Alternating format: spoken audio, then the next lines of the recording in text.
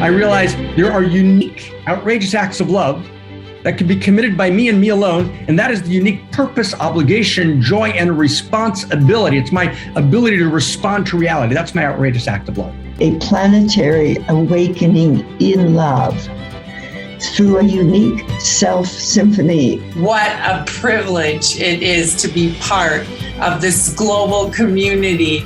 There's a voice within me that asks, who am I, right? Who am I in all of this? Each and every one of us has a unique gift to give that we desperately need.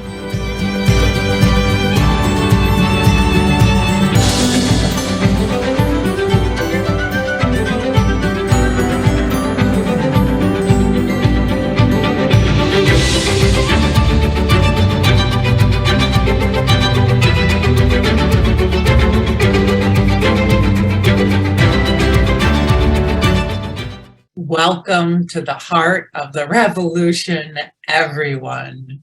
It is with deep joy that we are together in one mountain, many paths. Our mission is what Barbara Marx Hubbard and Dr. Marc Gafni call a planetary awakening in love through unique self-symphonies. We are activating a new humanity and awakening as a new species. Homo Amor, the fulfillment of Homo Sapiens. As a mosque, a temple, a zendo, a synagogue, a church, no one is excluded, everyone is included, and we come together to attune to the evolutionary impulse awakening within us. I am Kristina, the co-executive producer, along with Krista Josepha, Jamie Long, and Jacqueline Clark, and we are all so delighted to be together with you in week 319 of our live community broadcast. Welcome home, everyone. What a delight it is to be part of a global community where we contribute to humanity's flourishing. Use the Zoom and the Facebook chat functions to say hello, to let us know where you're from, to resonate the Dharma, and to speak your prayers. On Zoom, do check that your chat settings say everyone so that we can all hear from you. Care to step deeper into community through the work and practice of creating the great Homo Amor library? Reach out to Krista, whose email is in the chat box now. There's just so many ways to be involved and to be contributing, and we invite you to step closer in. Also, every Monday, we write to the evolutionary love code that you're going to be hearing here today. We meet, like I said, on Mondays. Members receive an email with the details, and I personally invite you to step closer in, to hold your center of the community, and to deepen in contemplative practice through the evolutionary love code. What to expect today? First, a Dharma recap from myself. Then Dr. Marc Gafni will set our intention. Then Tom Ronen Goddard will resonate the evolutionary love code that we're working with today. Then we step into our evolutionary sense makings with Dr. Marc, and then we move into meditation to enter prayer. To close, Krista Josepha invites us deeper into community, and we bring people on at the ends for a short dance party and our goodbyes. I welcome all who are new. We need you. If this is your first time, these teachings do stand on their own, and every week builds on the previous teachings. We encourage you to listen to previous episodes. You will hear unique language. Trust the magic ways the language or the Dharma comes through your understanding. One mountain, many paths is radically committed to telling the new universe story. Now for my recap from last week. Masha Amini did not die in vain. Rewriting the script of desire for women, for life, for freedom. In September, a 22-year-old Iranian woman named Masha Amini was killed in custody of the morality police, sparking the largest mass demonstrations in Iran for years. How do we honor Masha Amini as she and understand in a profound and radical way what's actually happening? There's a fundamentalist totalitarianism that seeks to eradicate all scripts of desire. When all scripts of desire are eradicated, Masha Amini is murdered because her hijab is tilted and because the young men who murdered her are shamed in the very depth and core of their being.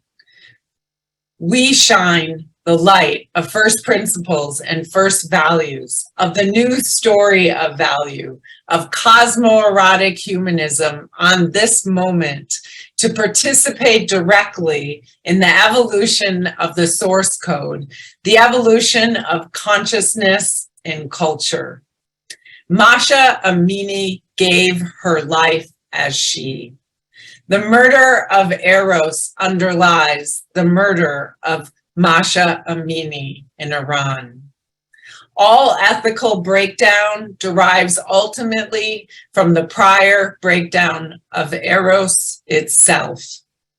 Eros, what the interior sciences called the goddess, what David Bohm, the physicist student of Einstein, called the implicate order, what others have simply called infinite reality. Masha Amini didn't die in vain. To Masha Amini's brother, father, mother, whose hearts are ripped out, and to the fathers, mothers, brothers, and sisters of every protester who has been killed in Iran in these weeks and in previous years, we're in devotion to you. You're our heroes, our teachers. We gather around the world sparked by your spirit, which is the spirit of she, sparked by the flame of Eros and ethics that lit up your heart, that now flame as unimaginable beauty and are wrapping our world. We feel the demand of the past that turns to us and passes us the baton and says, all of our unfinished business, it depends on us. We are trembling with joy, with ecstatic urgency at the privilege of stepping in this moment of history. To live for the great Eros of reality, intimate with reality, with her joy and her suffering, that everything we do is for that great coming together, because reality is Eros, moving towards its own evolution to ever deeper levels of the good, the true, and the beautiful. We understand that every failure of ethic, every murder, every contraction, every pettiness, every deceit, all acting out, all violation, all of it is a direct result of the collapse of Eros. And the only way to reclaim ethos, to reclaim goodness, kindness, sensitivity, radical empathy, open heart, the sacredness of shared joy and tears, and the delight and wild gratitude for each other, for our eyes, for our hearts, for our souls, for our embodiment, for the wonder of being. The only way to reclaim that is to reclaim and know the wonder of being an embodied human being. A unique incarnation of Eros, fully alive, fully awake, wildly good and wildly free, rewriting the script of desire for women, for life, for freedom. To reclaim Eros in its deepest expression means to reclaim Eros in its most profound, urgent, ecstatic meaning as the very source code of cosmos. Now I invite us to more deeply enter into the holy and the sacred space of one mountain, many paths. And I turn my word to you, Dr. Marc Gafni. Kristina Amelon, thank you so very much. It is so good to be with everyone. I mean, it was such a beautiful Dharma recapitulation. And maybe just to say one moment about it before we step into the present and to this week. You know, where are we, friends? You know, we look at each other, you know, as they did in the streets of Russia before the Tsar fell, as they did in the Habsburg Empire, as they did in Germany. And they would meet each other in the streets and they'd catch each other's eyes and they'd raise a fist and they'd say, revolution. And so we raise a fist and we open our fist, we open our hands, we open our hearts, and we say, evolution. We're at this critical moment, at this critical juncture. And it's a moment in which either evolution will happen or we'll face a dystopian alternative, which is virtually unimaginable. And I want to talk about that in a second, just for a few minutes. But first, just one split second on the beautiful Dharma recapitulation in terms of what we did last week. I just want to add one sentence. So this is really clear, and it will actually help set up the context for where we're going this year.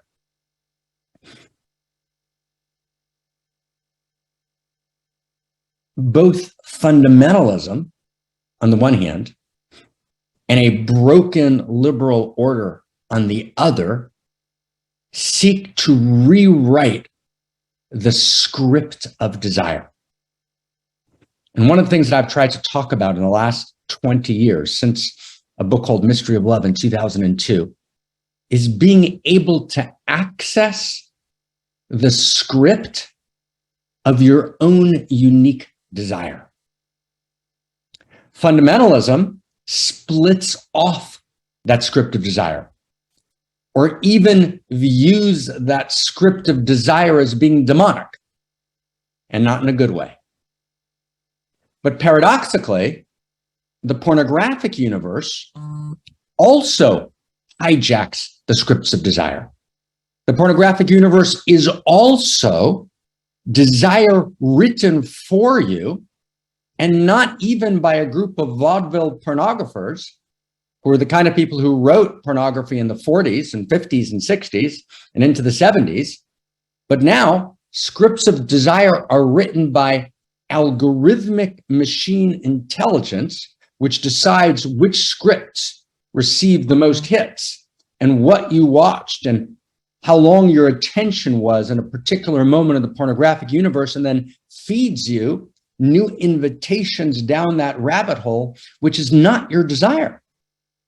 And that's a big deal. The second I give up the writing of my own script of desire and I allow somebody else to write the script of my desire, we have the beginning of totalitarianism. That's a big deal. So that's just a conclusion from last week, and a critical one. And thank you, right, to Haley for that gorgeous Dharma recapitulation. Now, a big surprise for this week. I'm really, really excited that Hannelore and Else and Matti and Cindy and Mickey and DJ Wim and William and Eveline, Babette, I think you're there. I can see you in the room. Oh, and William, you know, you've got so much experience organizing festivals. You joined us. That's awesome. Leo, where are you? You know, James, I think Leo's a little late. And Lane. So welcome, everyone. It is wildly exciting to be with you in Belgium in this room right now. And yes, there is a very exciting room happening in Belgium in this second, where we are planning the vision of Festival 2.0. So I want to just welcome everyone in One Mountain, right, to this revolution, to this evolution, and talk a little bit about the vision of Festival 2.0. And what's going to be happening is, just so everyone kind of gets a sense of it, this summer, after 10 years of doing Festival 1.0, we ended this gorgeous, with Shahati and Claire, this gorgeous decade of Festival 1.0. And now we're creating two beautiful expressions. One is going to be a kind of high-level mystery school, you know, in what I call the Mutti vision, you know, an hour Dharma, an hour dance, a kind of wild, beautiful, gorgeous, you know, 5-7 days we're going to spend in the summer. But that's in some sense an inner group, right, who will be coming, and we're going to be studying texts. And we have an incredible topic this summer. We're going to be talking about texts of Eros and culture, and texts of desire, and visions of monogamy, and what are visions of polyamory, and what are the levels of desire, and how does this new vision of desire, right, address existential risk. And so it's a big mystery school this summer, but of a different nature, different than anything we've done the last 10 years. And that's going to be kind of an annual inner event that's going to happen every year, which is kind of deep dive. Shahati calls it Gurdjieff comes to Paris. We might call it the Unique Self Symphony comes to Belgium. And we're going to get together in this deep dive. That's one context. And there's a second context, which is huge, which is our first movement into the larger public culture with a completely new creation, a completely new innovation, in which I'm coming together with my brother James, right, and the Holy Gang of Belgium. And we're together fully as deep brotherhood, emerging something new, because that's something new always emerges, emerging something completely new, something which is neither process nor dharma, but something larger than both, something that is magic and mystery, yet deeply grounded, something that is fully within the mainstream discourse, and yet is on the edge, is the strange attractor of what needs to come, and what needs to emerge, and what needs to be. And we're calling that, and this emerged out of a wonderful call with James and I, we're calling it the crossing, the crossing, the crossing. And so this week, to honor this coming together in Belgium, which is the second coming together of this awesome, we'll call it the, I don't know, we need to give it a name, the gang, right? G-A-N-G, right? To kind of begin to vision and plan. So we wrote a special code today, right? To honor that. And Tom Ronen is going to resonate the code. Then I'm going to talk just for a few minutes, right? About that specific code, about the crossing. And then we'll dive into the second part of One Mountain. So we're not announcing dates yet, everyone, but it's going to be in the first quarter of 2024, Festival 2.0. So mark it on your calendar. And I want to say, if I can, with, you know, trembling, shuddering in my body at the possibility, and shuddering in our body, this is not just about a one-time seminar. It's not another event. If it was just another event, we would just do mystery school. Mystery school is going to be awesome. This is going to be a new creation, which we vision entering into public culture. Imagine that Festival 2.0 is created and then becomes a model. And imagine that there's 40 trainers, right, who each know how to deliver Festival 2.0 in a wild, exciting, and beautiful way around the world, right? Imagine that this vision of the crossing enters into public culture at this moment of the meta crisis. You know, I sat with Werner Erhard, who created something called the Forum, you know, a couple of years back. at a hotel lobby in San Francisco. And Werner was talking about the 2 million people who went through the forum and how they changed culture. And he said to me, the essence was the group of trainers, right, who were able to embody that consciousness and to actually then share this with the world. So James and I are wildly excited to come together. We're wildly excited to be with the gang.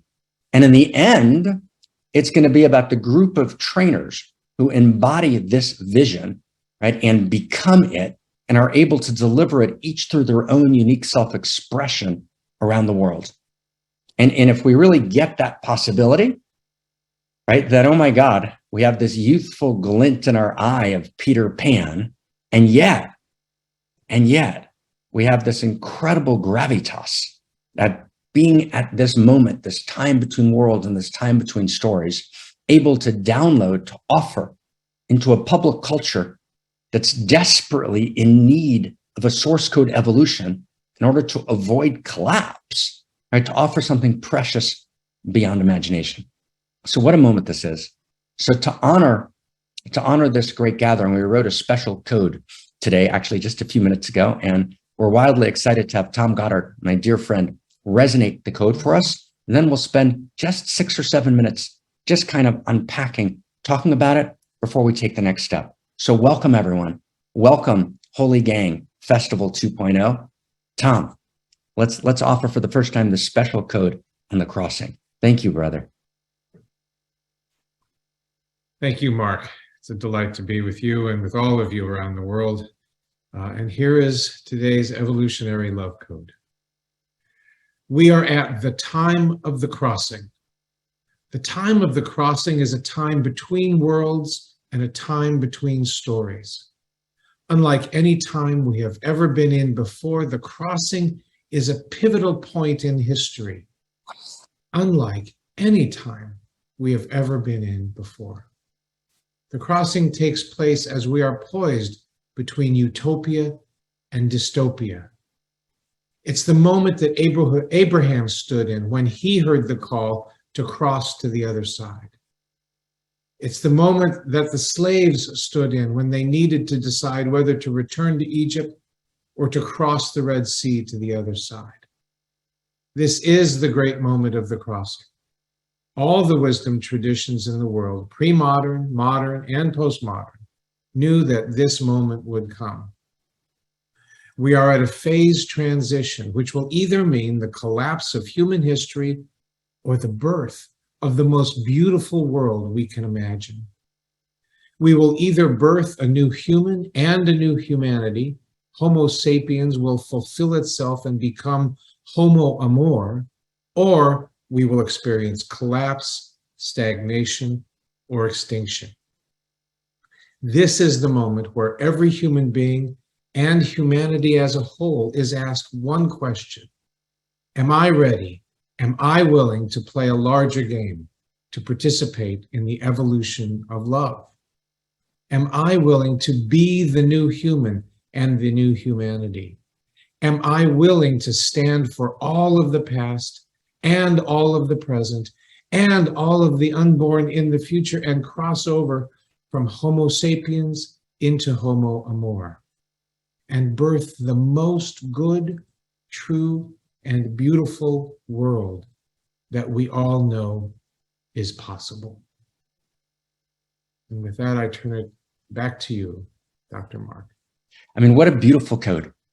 And then let's just talk about it for a second. The crossing. Where does the crossing come from?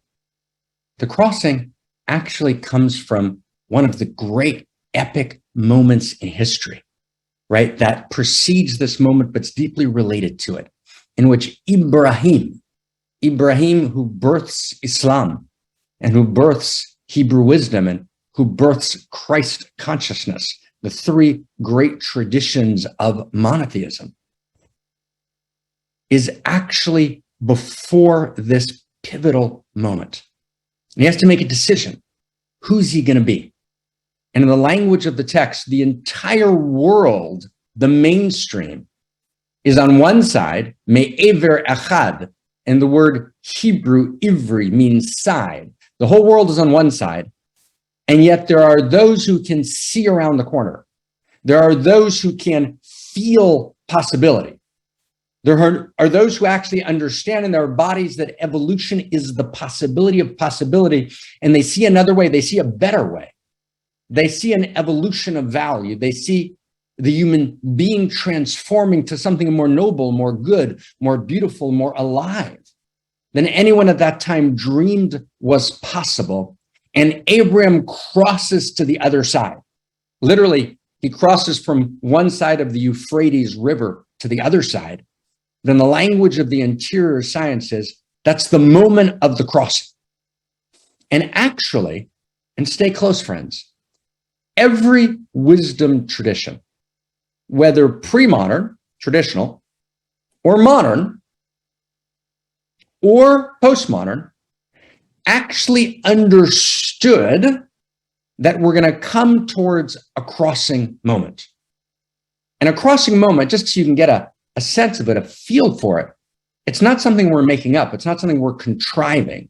It's not just that I've spent the last 10 years together with, the fellows of the think tank and colleagues around the world, reading in the deepest way we know how economics and politics and governance and sociology and anthropology and the great traditions. It's not just that it's clear from the context of the present that we're in this time between worlds, we're in this time between stories.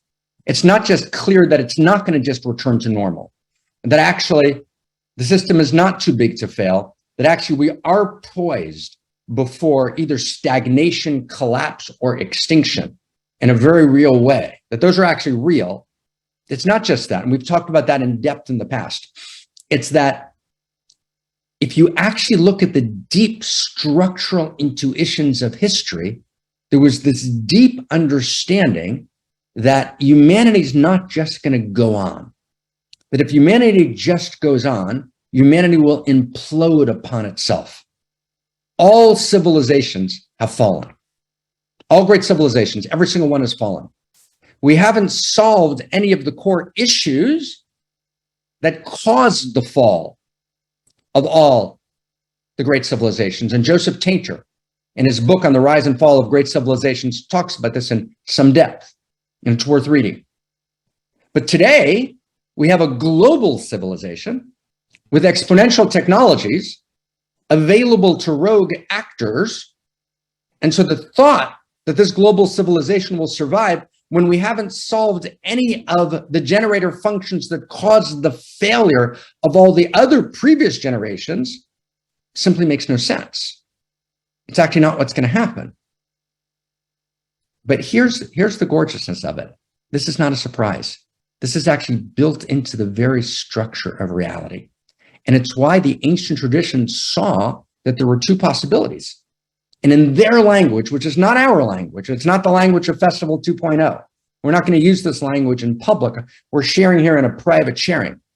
But what they actually talked about was, they talked about Messiah, the end of days, some great, beautiful, messianic, positive explosion, or they talked about Armageddon, which is some form of collapse, some form of complete breakdown.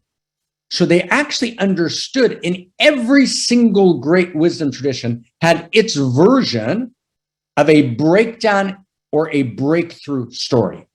Meaning, James and Mark aren't making this up. This is baked into the very source code of culture and consciousness.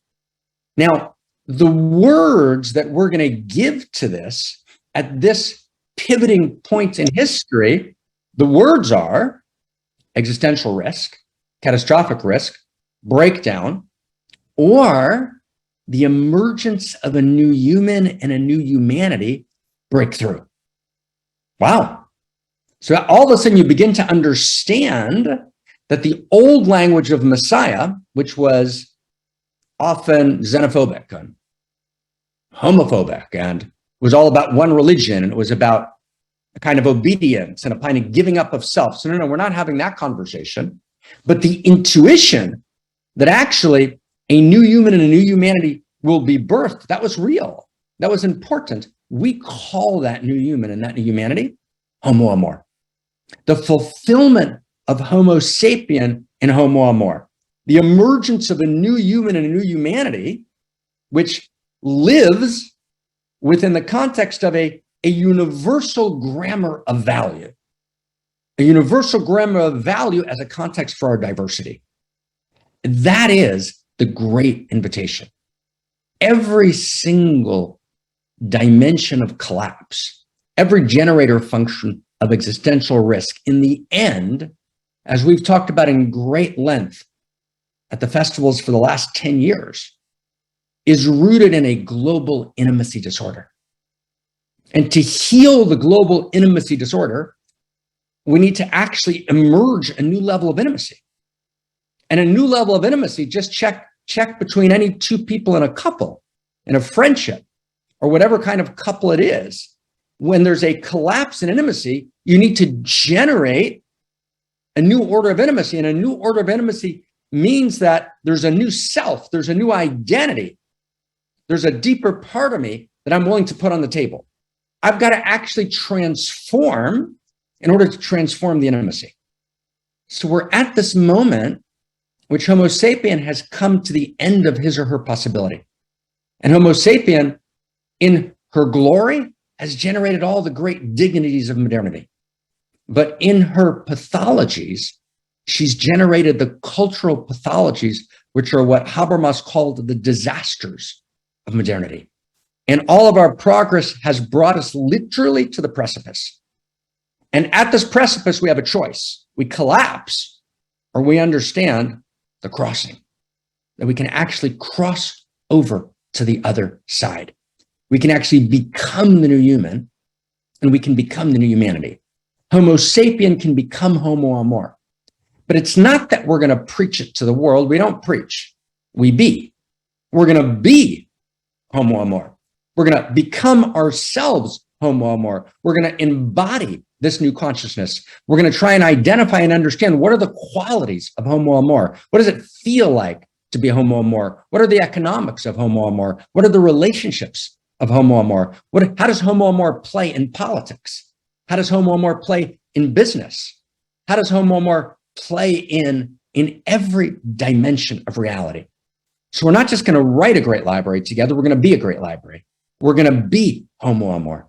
And we're going to, with the grace of she, invite everyone who's ready, anyone who can hear the call, who's ready to answer the call, who's ready to say, I don't just want to be successful in the win-lose metrics, the rivalrous conflict governed by win-lose metrics, which I'm successful and then I die. I actually want to answer the call at this moment of history and cross to the other side. I want to become Homo sapien, becoming Homo Amor. And that's the great invitation. And Festival 2.0 is unimaginably exciting, unimaginably joyful, and unimaginably challenging. We've got to get this right. We've got to hit it exactly right. We need her grace. We need each other. You know, maybe the last sentence, to say I love you, right, is to say I need you. So we're loving each other, right? You know, we're needing each other, right, in the deepest and, and most beautiful way. And so thank you, everyone who's come from around the world today. Thank you, right, to Elsa and Hannah-Laura and Matti and Cindy and DJ Wim and William and William and Eveline and Mickey and Babette and James. Leo, you might be there yet. Anya, Lane. Thank you, everyone, right? Blow it away over there in Belgium. We're holding hands together and let's do this, right? We are ready. We're ready. We're ready to play a larger game.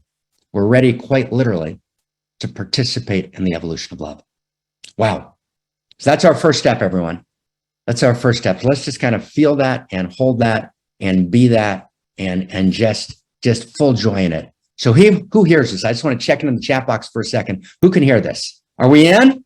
Are we in? Are we ready? Friends, as our friends from Belgium dive into their meeting, are we ready to play a larger game? Are we ready to play a larger game, right? Are we ready, right, to participate in the evolution of love? And thank you, Tom, for resonating that code so beautifully, right, as Tom always does. Tom is beautiful resonance. And thank you, right, Krista, Josepha, for the beautiful 15 minutes with which we started, which were kind of completely gorgeous, right, to kind of find our way in and to step inside together. Okay. So what we're going to do now is, I just want to just take a moment, take a second, and actually offer prayer. Offer prayer and actually step into prayer now, the holy and the broken hallelujah. And then we're going to come back and we're going to see what is the constitution of Homo Amor. That's what we're going to talk about. The constitution of Homo Amor. If we want to write the new laws of Homo Amor, and the laws of Homo Amor can't be laws we made up. Does everyone get that? It can't be laws we made up. It has to be the understanding that actually cosmos has laws. Not that we lose the mystery. The mystery is there. We never get rid of the mystery. The mystery is alive and it's well, and we always bow before the mystery and the uncertainty and the unfolding and the newness and the emergence. And yet, at the same time, there are things we know, there are certainties, there are laws in cosmos. And the universal grammar of value, the constitution of Homo Amor itself, right, has to emerge out of, right, this great understanding of the laws of cosmos, which we call the laws of outrageous love. And that's wildly exciting. So as we're going to move now into this Homo Amor constitution, we're first just going to offer prayer. Now, I just want to say a word with permission, everybody, about prayer just for a second, because prayer is huge, right? Prayer is not the prayer to a cosmic vending machine God, right, who demands obedience and wants to make sure you're not self-pleasuring too often because that's sinful. And not exactly. When we talk about prayer, we're talking about the realization that we're not alone in cosmos. The realization that we're all held, right? The realization that in the end, cosmos is personal. The political is personal and the personal is political, but it all begins and ends with the personal, meaning cosmos is a field of personhood. Right? Cosmos is a field of intimacy.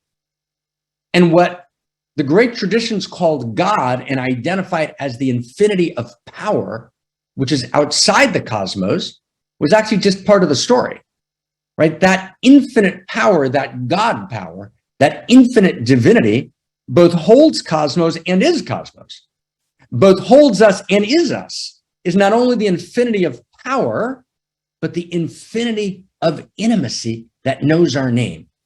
Did you ever wonder, friends, why Leonard Cohen's song Hallelujah had more covers made about it than any other single song, more covers done of that song than any other song? Because it's speaking to something. It's speaking to the holy and broken Hallelujah, which is the depth of our personal stories, our breakdowns and our breakthroughs, our pain and our depression, our hope and our anguish, our agony and our ecstasy. It's all there.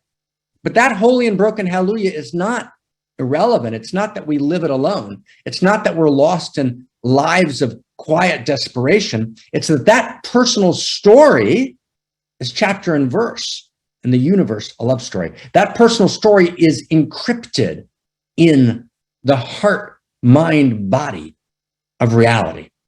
That actually your personal story and my personal story is kissed by the lips of the divine, is infinitely valuable, matters. And there's a blaze of light in every word. It doesn't matter which you heard, right? The holy, right? And the broken, hallelujah. So with quivering tenderness, we come together, and I'm going to ask everyone, this is not a time to, okay, when the chant goes on, when the prayer goes on, let me check my text, let me find, no, this is a time to step in and just follow the words of the chant as prayer. And as the words of the chant move through and waft through our space, we're actually going to offer our prayers in the chat box. So as we're literally listening to Leonard Cohen, we actually write, right? I'm praying for Festival 2.0. And I'm praying for my Uncle Morris, who's about to have an operation. I'm praying to have enough resource to keep the Center for Integral Wisdom going, which has now become, right, the center for world philosophy and religion. I'm praying to cross over to the other side. I'm praying that at this moment of the crossing, it can all become real. Right? I'm praying that we can actually today begin to write the constitution, right, of the new world, the constitution of Homo Amor, the constitution of the new human and the new humanity. I'm praying that actually all politicians know that the political needs to be personal, that all of us know that we can't abandon the polis and that the personal needs to be political, that we can literally cross over to the other side. So are you ready, friends? Are we ready for the crossing? Are we ready, right, to cross over to the other side? Are we ready to participate in the evolution of love? So if we are, let's turn to the infinity of intimacy that knows our name. And this is different than an ordinary podcast. We're not afraid to turn in prayer. We don't think, oh my God, we're going to turn in prayer. They're going to say we're regressive fundamentalists. We're not abandoning prayer to fundamentalism. We're actually liberating prayer from the grips of a regressive fundamentalism and reclaiming the realization that cosmos is personal and that actually cosmos is in first person, the first person divine in Eros that moves in me. Cosmos is third person, all of the sciences, third person analysis of reality. And cosmos is second person. Cosmos is a great love affair. It's the great cosmo-erotic universe. Cosmos is defined by a cosmo-eroticism that turns to the human being and says, partner with me. And we call that cosmo-erotic humanism, right? The great new story of value. It's exciting. It's wild, right? It's ecstatically urgent. So let's turn in prayer. Oh my God, and let's just do this like we've never done it before. What a holy and wild invitation. And we go into prayer and let's all kind of step inside and thank you, thank you, thank you. I've heard there was a secret chord that David played and it pleased the Lord. Oh my God. So let's put the code in, right? Let's read a couple of prayers right as we put the code in.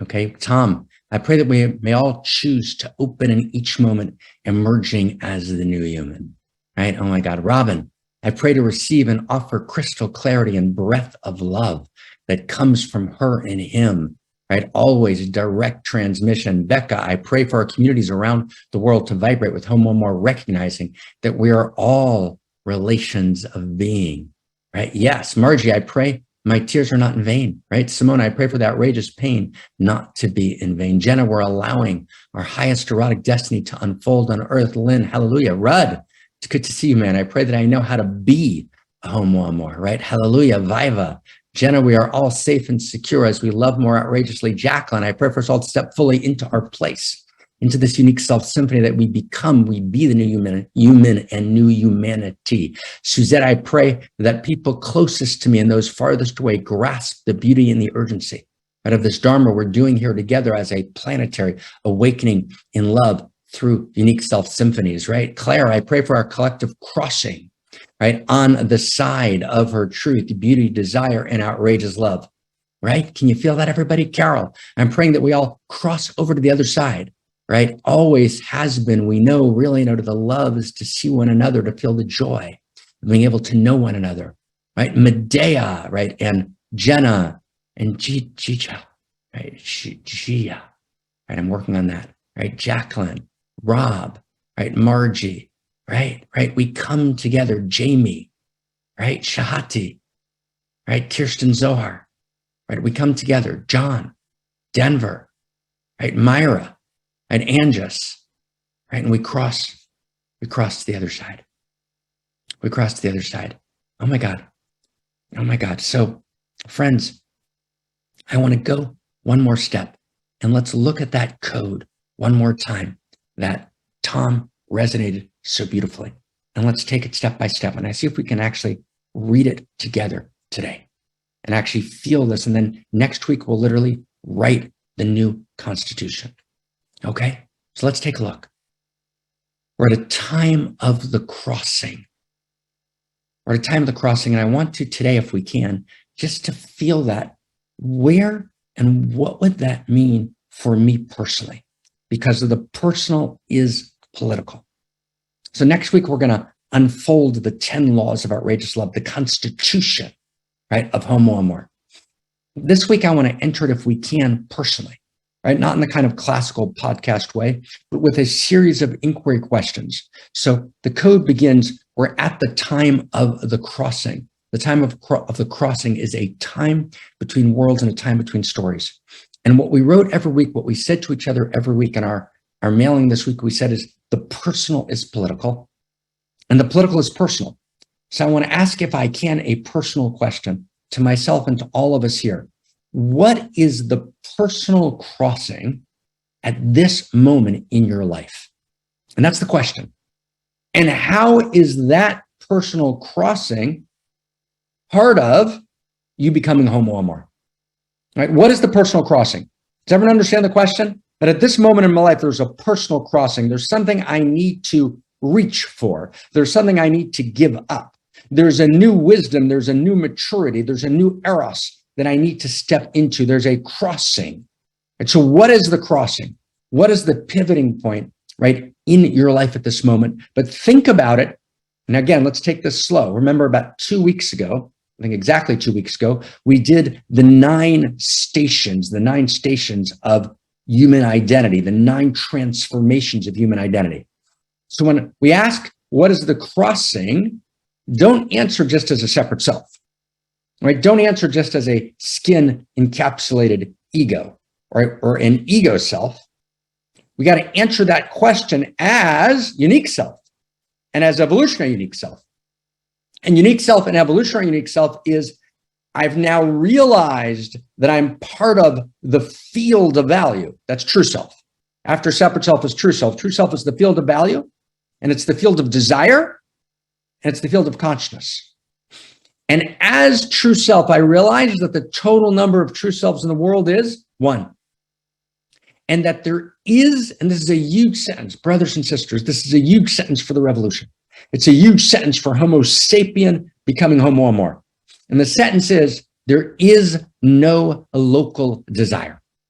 There's no such thing. No desires are local. No desires are only mine. It doesn't mean that my desires are generic. It doesn't mean my desire is not unique. It means it's not local. My desire is unique, not local. I have a non-local unique desire. Does everyone get that? That's a new phrase. There's non-local unique desire. Non-local means that my desire participates in the field of desire. And that field of desire is one field, and it's one breath, and it's one love, and it's one heart, and it's one consciousness, and it's one desire, but it's a unique desire. So who am I? I'm an irreducibly unique desire of the field of desire.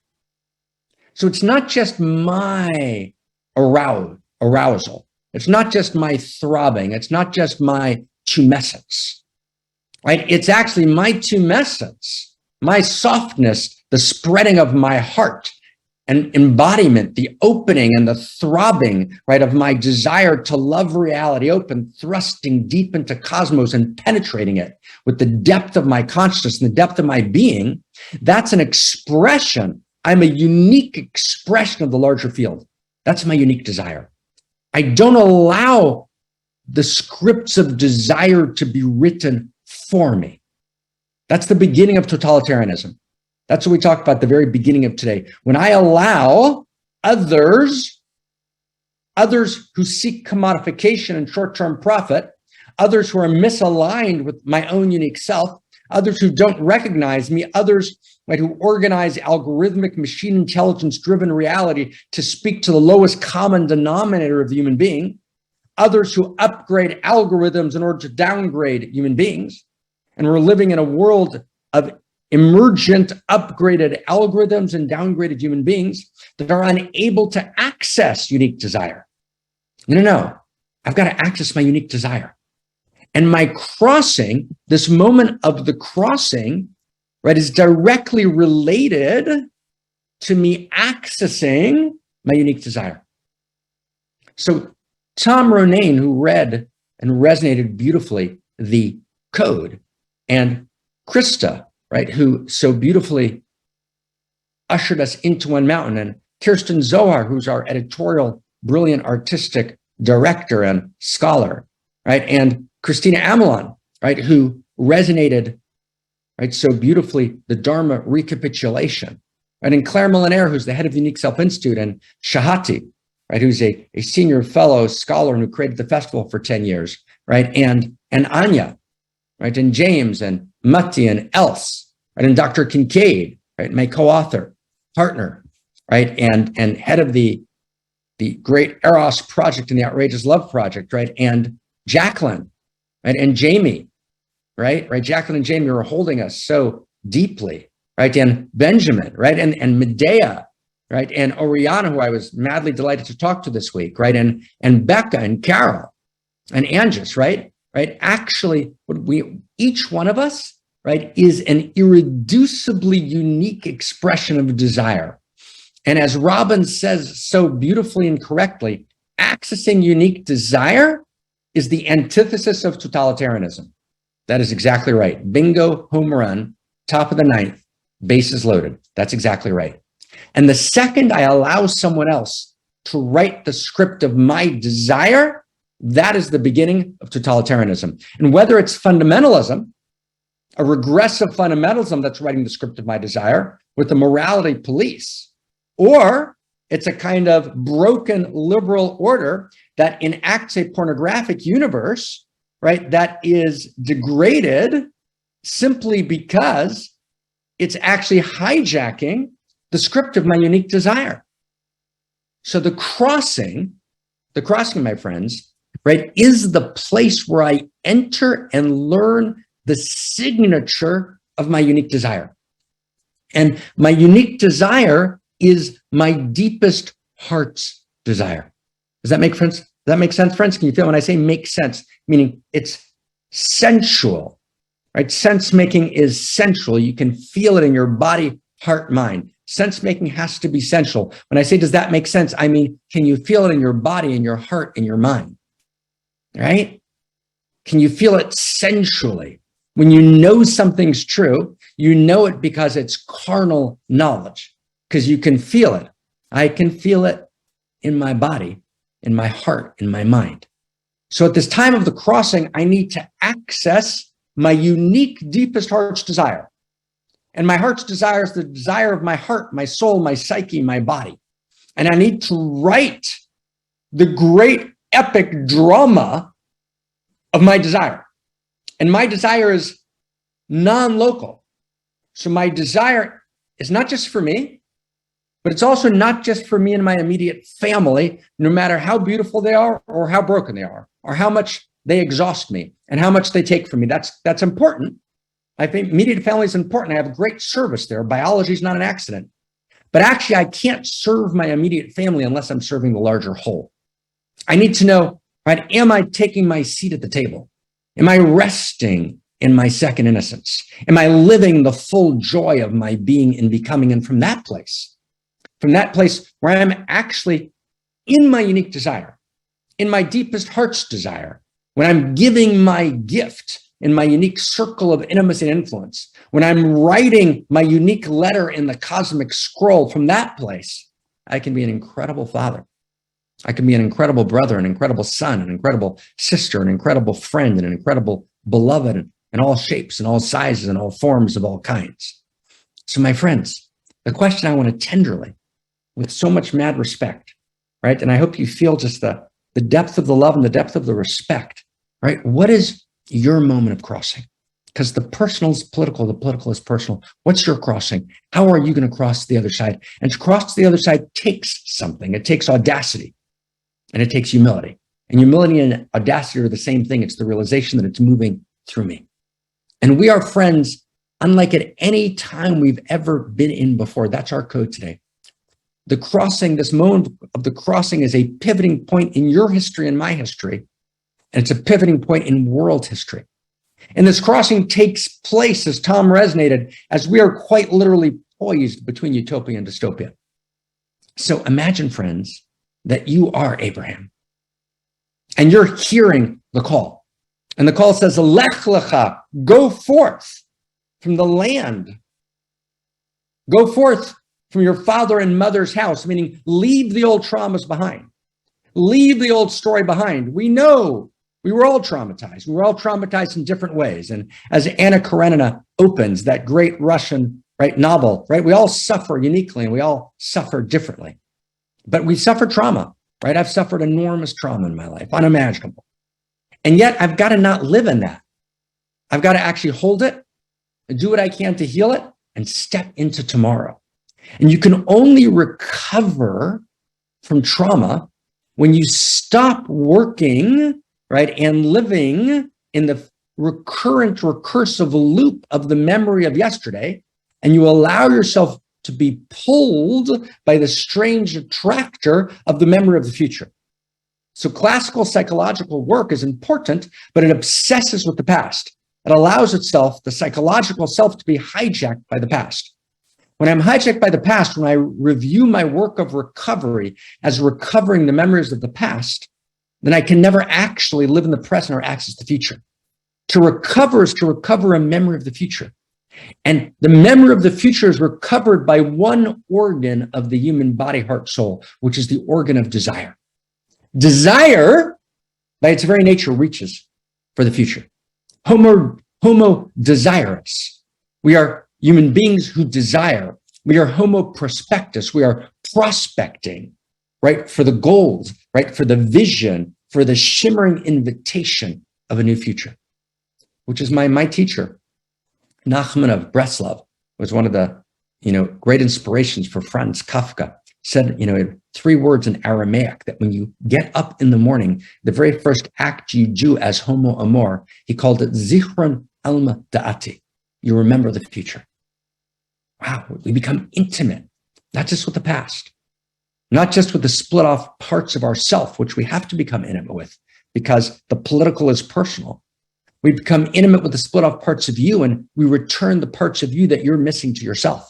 That's what a unique self encounter is. When you've lost a part of yourself and I'm holding it and I return it to you, that's a unique self encounter. But even more than that, we're intimate with the future. We hear the call of the future. We hear the call of our future. Who do we need to be in 5 years from now?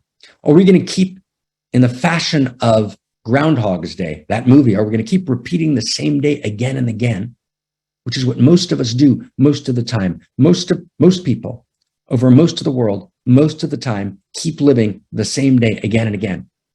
Or will we break through till tomorrow? Or will tomorrow creep in its petty pace, day after day to the last syllable of recorded time, and we fall into extinction and dystopia? Or will it be tomorrow and tomorrow and tomorrow bursts the memory of my personal future? I'm actually here as Ibrahim to do my crossing. So I want to, with permission, friends, tenderly, vividly, audaciously, humbly, I want to ask you and ask me, right, a question, the most personal question in the world. The most personal question in the world is not about your money or your sex. The most personal question in the world is, what's your deepest heart's desire? That you really know that is omni-considerate for the sake of the whole. Not your deepest heart's desire as separate self, but your deepest heart's desire as evolutionary, unique self. Playing your instrument in unique self symphony as Homo Sapien who's become Homo Amor. Find your desire from that place. Know that your unique desire is the desire of cosmos discreetly expressed in you. Friends, we live in a pornographic universe, and the pornographic universe isn't just about Pornhub or pornographic channels. The whole thing's pornographic universe. The way the news is run is a pornographic universe. The way CNN is run and the way Fox News is run are different versions of the pornographic universe. Everything's driven by a commodified profit to arrest your attention for a short amount of time, right? To emerge, right, your surface pathos, and then to give you a feeling of surface catharsis. And then you go on with business as usual, reliving the same day again and again. No, we got to move from the pornographic universe to the cosmo-erotic universe, right? To a cosmo-erotic humanism. And a humanism means that your unique humanity, which is your unique desire, because who are we? We are unique incarnations of intimacy and desire. So that's the question for this week. That's the code for this week. In this moment, you and I, together, we are Ibrahim, and we are called to cross to the other side. This is that moment of the crossing. It's that moment of the crossing in our personal lives, and the personal is political. And as we become Homo Amor, we can actually begin a great wave. And that wave is going to start with a trickle. It's going to start with a rivulet. It's going to start with a few drops, and they're going to gather force, and they're going to come together, and we're going to find each other. And my arousal and my water and my rivulet and my trickle is going to find your trickle. And soon we're going to come together as a mighty river and flood the world with the goodness of the water of creativity and the water of caring and the water of kindness and the water of goodness and the water of truth and the water of beauty. It's not enough just to do an informational podcast. We have to invite each other, And that's what time is. Time, literally, in the original Hebrew is Zman, Z-E-M-A-N. Zman means invitation. So will you invite me? I need to be invited. We all need to be invited. I need to be invited. Will you invite me? Will you allow me to invite you? Can we invite each other, friends? Can we invite each other to become Homo Amor? I invite you. Who's willing to write, I invite you in the chat box? Just, I invite you. I invite you to become Homo Amor. Right? Right? We invite each other. We need to be invited. We need to be intended. And I just want to say, I want to close with this and turn to Krista, Josepha. Right? We need each other. Okay? We're afraid to talk about need. We're afraid that if we need each other, we're codependent, or if we need each other, we don't really love each other because we need something from each other. We all need each other. To say I love you is to say I need you. And if I'm willing to let you love me, I need to know that you need me. We need each other. We need each other as unique self-symphony. We need each other in our dyads and in our triads. We need to actually become this band of outrageous lovers. You know, our public cover friends, our public covers were a think tank, sophisticated, serious, board of directors, deep research. And we need to be doing that deep research, and we need to download it into the very source code of culture. But that's just our public, that's our public cover. Underneath and on the inside of the inside, who are we? We're a band of outrageous lovers. We're Homo Sapien, madly committed to each other and to becoming Homo Amor, right? To actually evoking this moment in human history of the crossing, to cross over to the other side. Who's willing? Who's willing to cross over together with each other to the other side? Homo sapien becoming Homo Amor, a planetary awakening in love through unique self-symphonies. Oh my God. When I turn the word to you with mad love, Krista Josepha. Wow. Wow. Thank you. Thank you, Dr. Marc Gafni. And thank each and every one of us for being here and sharing our time and sharing our commitment. And it's true. That's what we are, a band of outrageous lovers. And that's the deepest invitation that we have for each other, is to actually taste that outrageous love all throughout the week together. So here is my invitation to you, is to cross over and to actually come and play your instrument in this unique self-symphony deeper and deeper and deeper. And I know many of us, we are already doing that, but maybe you are standing on the edge of the dance floor thinking, shall I step on the dance floor? Shall I play my instrument? And of course, the answer is yes. So there's a couple of ways that you can do that. One is, of course, to make sure that you are signed up for the emails. So if you go to onemountainmanypaths.org on the homepage, you can register, and then you will receive every Tuesday the replay of this live stream. And then the next step is, of course, to participate in bringing as many people to the other side, helping as many people cross to the other side as possible. And you can do that by sharing the email with a friend with a personal invitation. What was moved in you as you were here? And you can share the replay with them and tell them, oh my God, this is such an amazing place. Please come Sunday next week. And that way we bring more and more people into this amazing revolution. And that's what we need. We need more people, more unique selves playing in this symphony. So please go ahead and do that. And then, of course, the third way is to sign up as a member. And as a member, you will get access to 9 beautiful, deep courses with Dr. Marc Gafni, but also with Barbara Marx Hubbard that you can study in your own time. But even better, so you are also contributing to resourcing our home here, to really valuing what we have here together, and to say with the fullness of your heart, yes, I'm going to actually show up and take care of this place. I'm going to not only be a consumer, which is a beautiful thing, but I'm going to actually be a player and step in and contribute my gifts to this revolution. So I just want to show you real quick how you can do that. If you go to our website, onemountainmanypaths.org, and you click here on partnership, you can read what it means to become a member of One Mountain. And right here, you can see that you can choose your own contribution. We always say here, we're not in the win-lose metrics. We're not trying to sell each other courses. We're actually inviting each other deeply to show up as much as you can. So please give as much as you can. And if it's not possible for you to step into membership and make a monthly contribution, you can also click here and make a one-time donation. And the last thing I want to invite you to participate in is that we actually decided to publish all of these 319 episodes into books. So we have already created transcripts from every recording, and now we're editing those transcripts with a beautiful team of outrageous lovers, of course. We still welcome people to join that team. And Elena has actually started an amazing editing course where she is showing us exactly how to do it. And it's more an artistic form of playing with the words. So it's not deep editing. You don't need any editing skills. It's more a cleaning up of the page and making it look beautiful and artistic and poetic so we can share it with the world. And there's already a group of 10 to 15 people already participating in that, but we could really use a little bit more help to publish all of these books in the next year. So if you're interested in that, my email address will be in the chat box and you can reach out to me and I will tell you all about it. Thank you so much again. And now let's close this beautiful gathering, as we always do, with a little revolutionary dance party. So what it means is that you will be invited to promote as panelists. And if you click OK, you can turn on your camera and then put everyone on gallery view so we can see each other as we're dancing together into the night. I wanted to say in Europe it's night, but into the day or into the night. Thank you so much for being here and can't wait to be together again next week. Thank you. Kristina, please take us inside with We Are the People.